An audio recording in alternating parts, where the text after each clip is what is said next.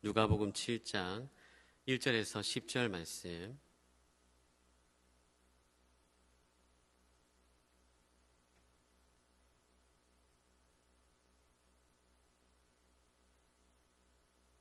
다 찾으셨으면 한 절씩 교독하겠습니다.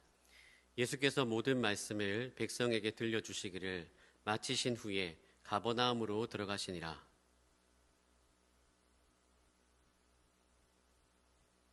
예수의 소문을 듣고 유대인의 장로 몇 사람을 예수께 보내어 오셔서 그 종을 구해주시기를 청한지라.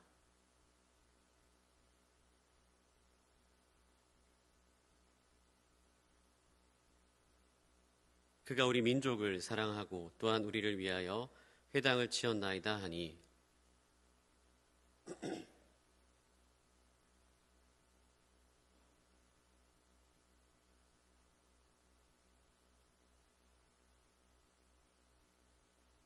그러므로 내가 주께 나아가기도 감당하지 못할 줄을 알았나이다. 말씀만 하사 내 하인을 낫게 하소서.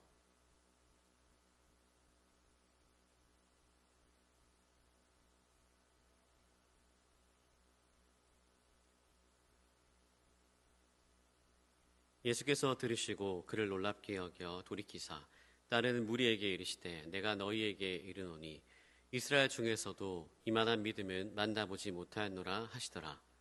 보내었던 사람들이 집으로 돌아가 보매 종이 이미 나아 있었더라. 아멘.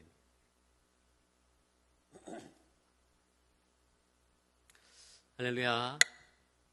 네, 우리 옆에 이제 축복하겠습니다. 축복합니다. 사랑합니다.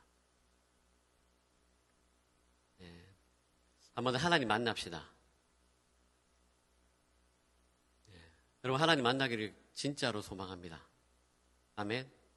우리가 이 자리에 온 이유는 하나님 만나기 위해서 이 자리에 왔습니다.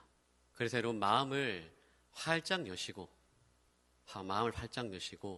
하나님께서 말씀을 통해서 분명히 각자에게 말씀하실 겁니다. 그 말씀에 반응하는 여러분들 되었으면 좋겠습니다. 자, 오늘은 예수님이 감동하신 믿음이라는 제목으로 말씀을 나누겠습니다. 여러분, 놀면 뭐하니 혹시 좋아하십니까? 혹시 보시나요? 거룩해서 아무도 안 보는군요. 저만 보나요? 어제 제가 이제 저녁 먹고 배가 불러서 시간이 좀 나서 이제 그 놀면 뭐하니를 이제 봤거든요. 예능계 대부 하면 여러 사람 있겠지만 이경규, 여러분 이경규 알아요? 이경규? 네, 감사합니다. 이경규가 진행했던 예능 중에 가장 인기 있었던 여러분 프로그램이 있었습니다. 바로 1996년도에 첫 방송되었던 양심냉장고. 혹시 아세요, 여러분? 야기는 안 어려서 잘 모를 겁니다. 그렇죠? 보아스도 이제 그 연륜이 있는 지체들은 알 수도 있는데, 어쨌든 이 이경규가 도로 위 이 정지선을 지키는 그 주인공을 찾는 그 양심 냉장고를 진행하면서 사회 규범과 양심의 가치를 깨우치며 인기를 누렸어요. 이 코너를 통해서 사람들의 인식이 많이 바뀌었습니다. 그리고 사람들은 정지선을 잘 지키게 되었죠. 어제 오랜만에 양심 냉장고 코너를 진행했는데요. 이 돌아온 양심 냉장고에서 어린이 보호구역에 여러분 점색 운전하신 분은 들어봤을 텐데 저 처음 들어봤는데요. 점색 전멸 신호 혹시 들어보셨어요? 점색 전멸 신호. 여기에 일시정지를 지키는 주인공을 찾는 그 사람에게 선물을 주는 거였습니다. 이 법은 여러분 저도 몰랐는데 2022년도에 개정이 되었는데 잘 모르더라고요. 그 보니까 유재석도 잘 모르고 참 모르는 사람들이 참 많아요. 이 전멸 신호는 여러분 뭐냐 하면 일정한 속도와 한 가지 색상으로 신호가 켜졌다 꺼졌다 하는 신호등입니다. 전멸 신호는 황색과 빨간색이 있는데 황색은 다른 차량과 이제 보행자, 유무등을 살피면서 천천히 서행하는 것, 동행한다라는 뜻입니다. 그리고 적색은 정지선이나 교차로 직전에 무조건 일단 일시정지해야 돼요. 그 뜻입니다. 그래서 정차 후에 차량의 통행을 확인하며 주의해서 지나가야 됩니다. 여러분 이걸 안 지키면 벌금 12만 원입니다. 여러분 아셨어요? 모르죠. 운전하시는 분들 저 처음 알았는데 이제는 잘 지키셔야 됩니다, 여러분. 꿀팁입니다. 꿀팁. 운전하시는 분들 꿀팁. 자, 지금 적색 전멸 신호의 의미를 알든지 모르든지 몰라도 정지선에 멈추는 사람을 찾는 게 미션인데, 이경규도 그리고 유재석도 다 걱정을 했어요. 이 법을 모를 텐데 과연 지키는 사람이 있을까? 저도 과연 지키는 사람이 있을까라고 생각을 했는데 지키는 사람이 있더라고요, 여러분. 트럭 안에 그 사람 한 대 섰고 내려서 이제 그 사람한테 이제 유재석이 인터뷰를 합니다. 물어봅니다. 어린이 보호구역에서 적색 전멸등이 켜졌는데 왜 일시 정지하셨습니까? 그러자 주인공은 어린이들이 지나갈 수 있고 항상 그 길을 다닙니다. 여기는 항상 지나다니니까 더 지키게 된 것 같아요 라고 말하는 겁니다. 여러분 진짜 감동이었어요. 진짜 감동. 결국 여러분 이걸 지킴으로 여러 가지 세탁기, 냉장고 여러 가지 있었는데 이분은 결국 72인치 TV를 선물로 받게 됐거든요. 72인치. 여러분 별로 안 놀라시네요, 여러분. 72인치가 아니라 되게 큰 TV입니다, 여러분. 그런데 여러분 더 감동되는 일이 있었습니다. 그 주인공분이 이제 TV에 작가님에게 이렇게 메시지를 보냈어요. 작가님, 저 많이 생각해 봤는데 이 72인치 TV 불우이웃에게 기부할게요. 좋은 추억이었어요. 50살 먹고 행운을 주셔서 감사합니다. 네. 눈웃음, 이모티콘. 프로그램 대박나세요. 파이팅! 이렇게 메시지를 보내왔더라고요. 저 그거 보면서 더 감동받았습니다. 여러분 감동이 안 되나요, 여러분? 72인치를 여러분 포기했다니까요, 여러분. 72인치 여러분. 저는 참 눈물 날 뻔했어요, 진짜. 그거 보면서. 와, 세상에 이런 사람이 있구나. 진짜 감동 먹었습니다.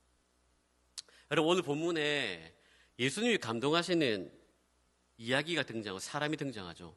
어떤 백부장의 이야기입니다.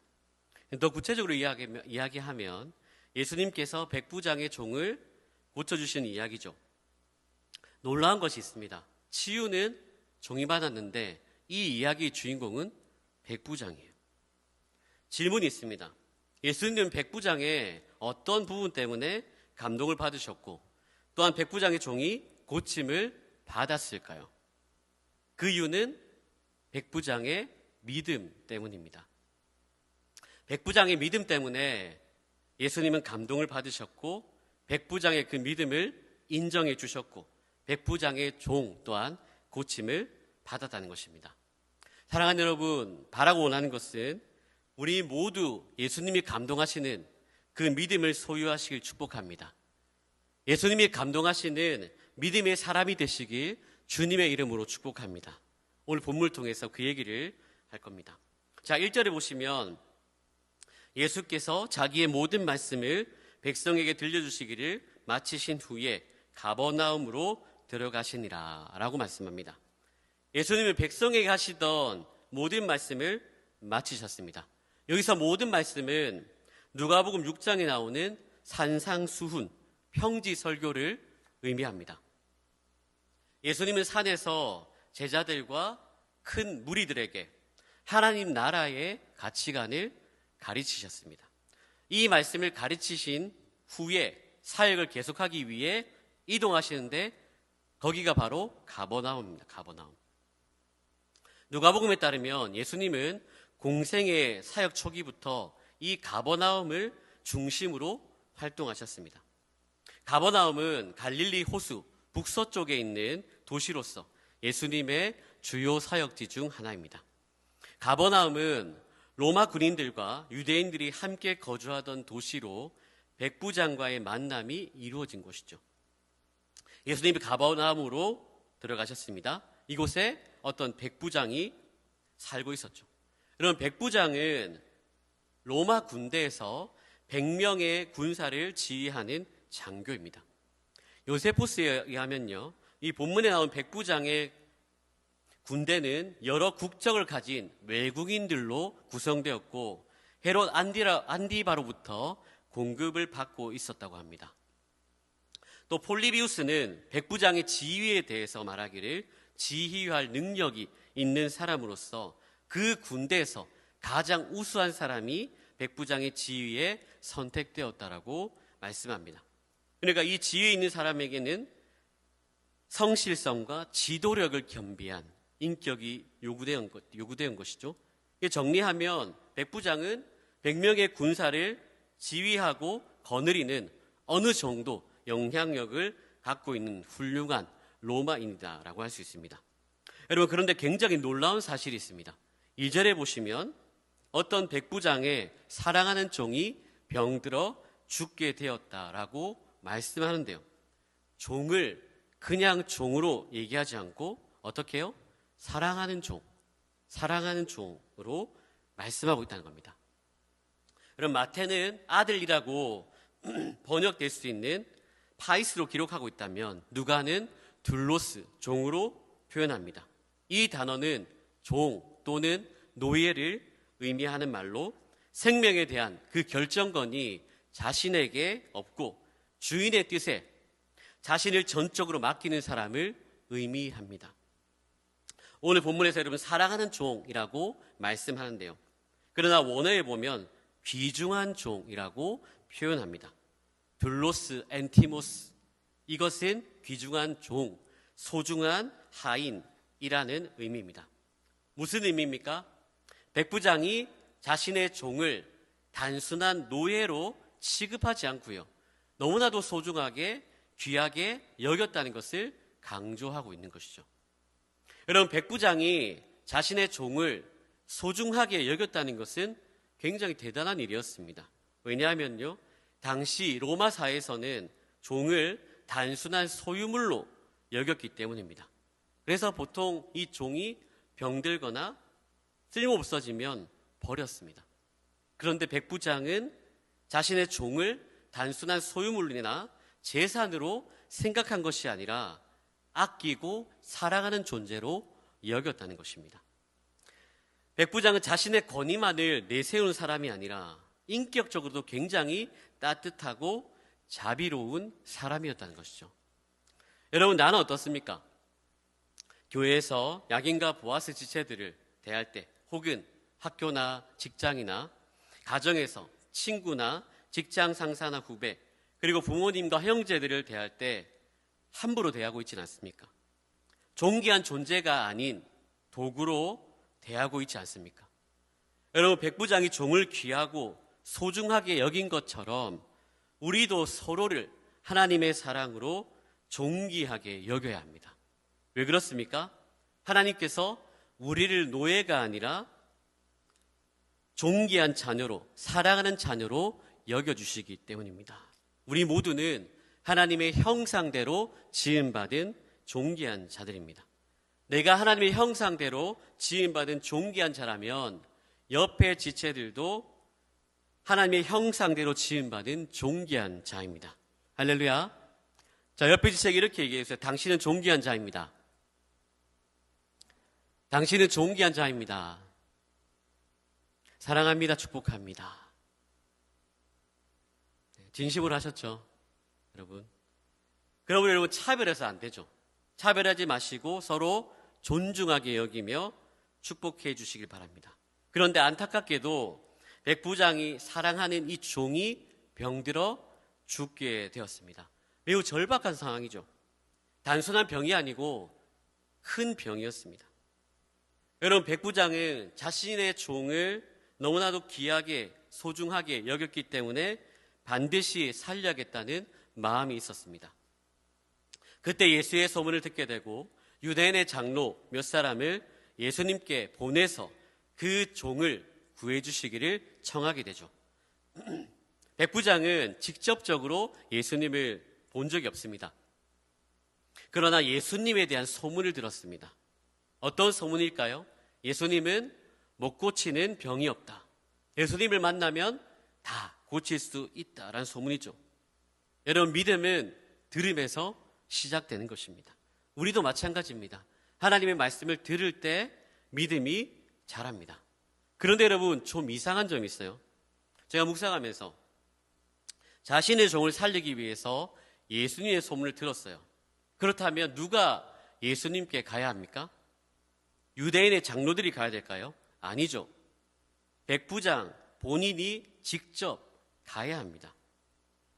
그렇다면 백부장은 왜 자신이 직접 가지 않고 유대인의 장로들을 보냈을까요? 유대인의 장로들. 그 이유는 유대인들의 관습을 존중하려는 배려 때문입니다. 백부장은 로마인이었고 예수님은 유대인이었습니다. 당시 유대인들은 이방인의 집에 들어가는 것을 부정하게 여기는 관습이 있었습니다. 사도행전 10장 28절에 보면 베드로는 유대인이 이방인의 집에 들어가 교제하는 것이 금지되었다라고 말씀합니다. 그러니까 백부장은 예수님이 자신의 집에 오시는 것이 부정하다고 생각했기 때문에 유대의 장로들을 보냈다는 것이죠. 즉 백부장은 유대인과 예수님을 존중하는 태도로 인해 직접 가지 않고 유대의 장로들을 보낸 것입니다. 또한 유대인의 장로들이 예수님께 더 쉽게 접근할 수 있다라고 생각했기 때문입니다. 로마 군인은 유대인들에게 억압자로 인식되었기 때문에 로마 백부장이 직접 가는 것보다 유대인의 장로들이 대신 가는 것이 더 낫겠다라고 생각을 한 것이죠. 여러분, 그런데 놀라운 사실이 있습니다. 백부장의 요청에 이 유대인의 장로들이 허락했다는 것입니다. 3절에 보시면 예수의 소문을 듣고 유대인의 장로 몇 사람을 예수께 보내오셔서 그 종을 구해주시기를 청하였다라고 말씀합니다. 여러분, 아까도 말씀드렸지만 당시 유대가 로마의 지배를 받던 시기였습니다. 당시 유대 땅에 있던 로마 군인들은 대부분 교만하고 잔인하였습니다. 또한 종교적으로 이 황제 숭배를 강조하였기 때문에 유대인들과의 그 사이에서 갈등과 마찰이 끊이지 않았어요. 그러므로 유대인들 사이에 로마인이라고 하면 먼저 증오심과 적개심으로 가득 차 있었죠. 그런데 백부장은 일반적인 로마 사람들과는 완전히 다른 것이었습니다. 여러분, 여기서 우리가 알 수 있는 것이 무엇입니까? 백부장은 로마 군인이며 이방인이었지만 유대인들과 좋은 관계를 맺고 있었다는 겁니다. 유대인의 장로들은 지도자들이죠. 유대 지도자들이 이 로마 군인을 도와준다는 것은 매우 이례적인 일입니다. 어떻게 이런 일이 가능합니까? 백부장이 평소에 이 유대인들에게 존경받고 있었고 인정받고 있었다는 것이죠. 여러분, 선한 영향력은 관계를 변화시킵니다. 선한 영향력은. 백부장을 보십시오. 로마인이었지만 평소에 유대인들에게 선한 행실과 사랑을 베풀었습니다. 그러니까 존경받는 것이죠.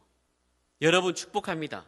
백부장처럼 다른 사람에게 선한 행실과 사랑으로 선한 영향력을 끼치시길 축복합니다. 존경받고 인정받는 사람들이 되시길 주님의 이름으로 축복합니다. 그러면서 백부장의 요청에 유대인의 장로들은 예수님께 나아갑니다. 예수님께 구하는데요. 어떻게 구합니까? 따라서 합니다. 간절히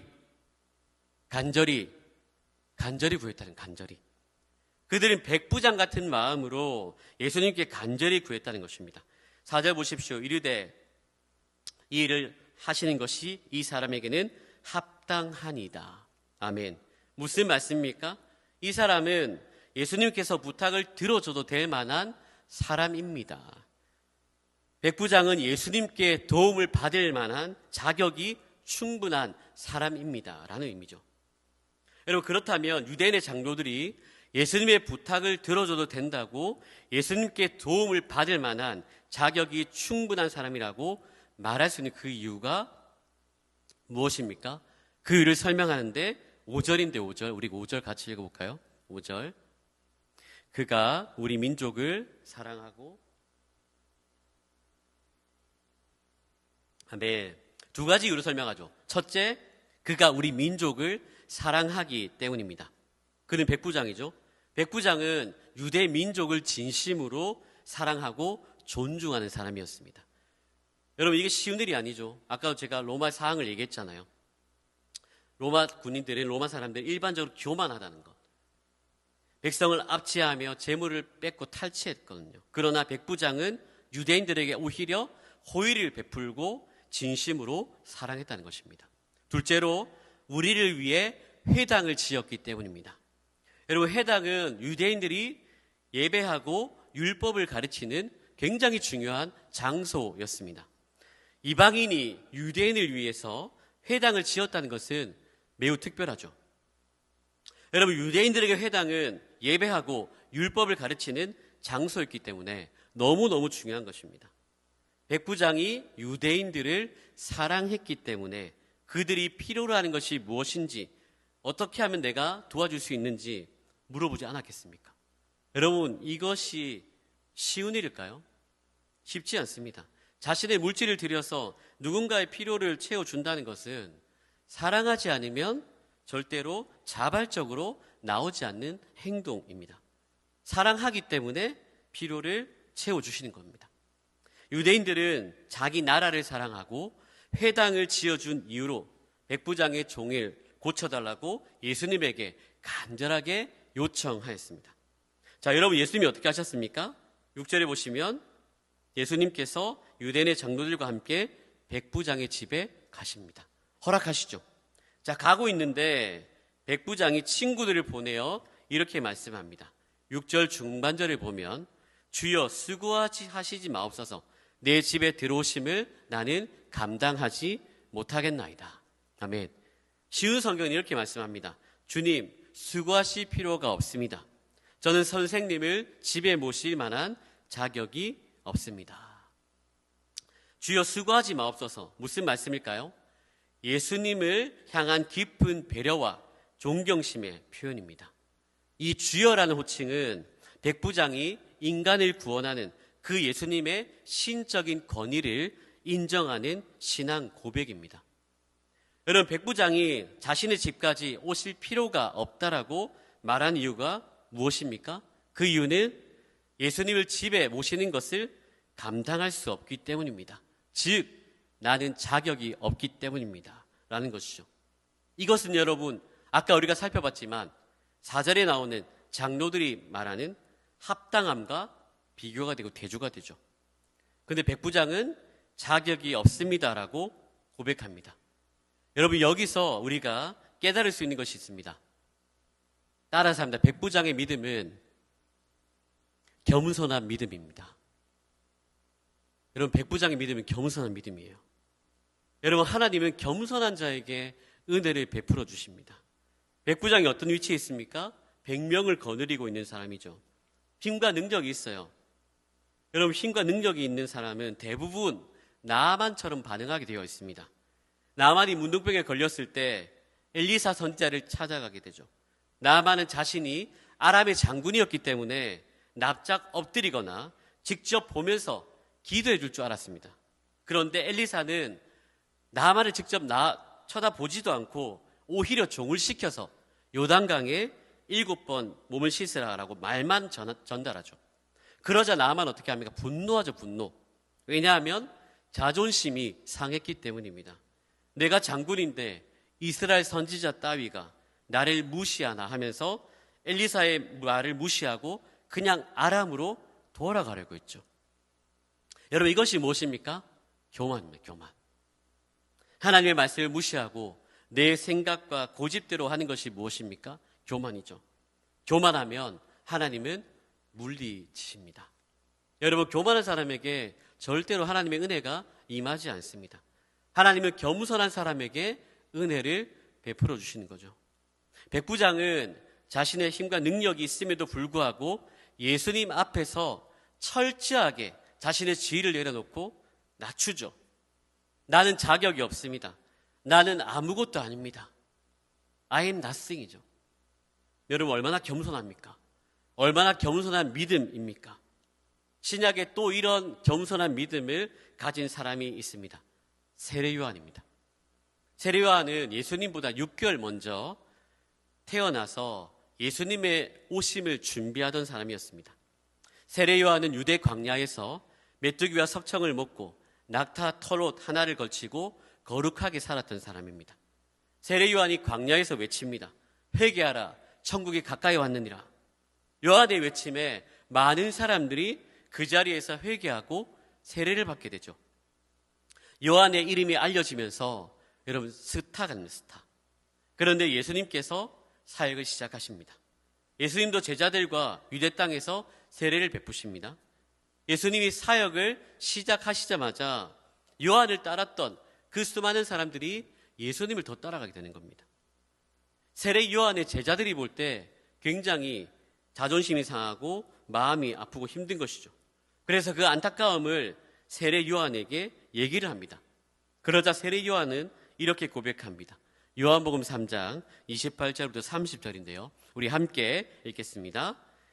내가 말한 바 나는 그리스도가 아니요 그의 앞에 보내심을 받은 자라고 한 것을 증언할 자는 너희니라.